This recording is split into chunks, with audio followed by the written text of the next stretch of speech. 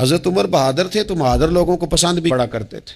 حضرت عبداللہ ابن زبیر چھوٹے تھے، بچوں کے ساتھ کھیل رہے تھے، اور یہ وہی حضرت عبداللہ ابن زبیر ہیں جو بعد میں امام حسین کے قاتلوں کے سامنے ڈٹ کے کھڑے ہو گئے اور انہوں نے اعلانیہ ان لوگوں کا بائیکاٹ بھی کیا اور ان لوگوں کے ساتھ سفارا بھی ہوئے.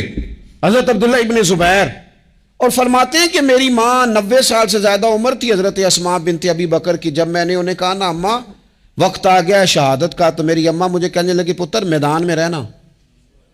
میدان میں بکرے کو ذبح ہوتے وقت تکلیف ہوتی ہے، جب اس کی کھال اتاری جائے پھر کوئی تکلیف نہیں ہوتی. ایسے ہی کمزور نہ پڑنا. ہمارے ہاں تو لوگ کہتے ہیں نا پتر اندروں کنڈی لے لا، ساڑی نہیں لڑائی. وہ جب ہمارے گھر آگ آئے گی پھر اسے ہم بند کریں گے، ابھی نہ تو بالکل باہر نہ نکلنا. کیسے قوم آگے بڑھے گی؟ جرتیں کیسے پیدا ہوں؟ اور جو کچھ کہہ نہیں سکتے وہ منوائیں گے کیسے؟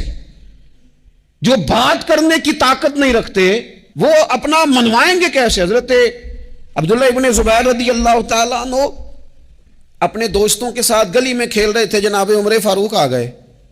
اب حضرت عمر فاروق کا جلال تھا، بچے ان کو دیکھ کے دوڑ گئے. حضرت عبداللہ ابن زبیر کھڑے ہیں.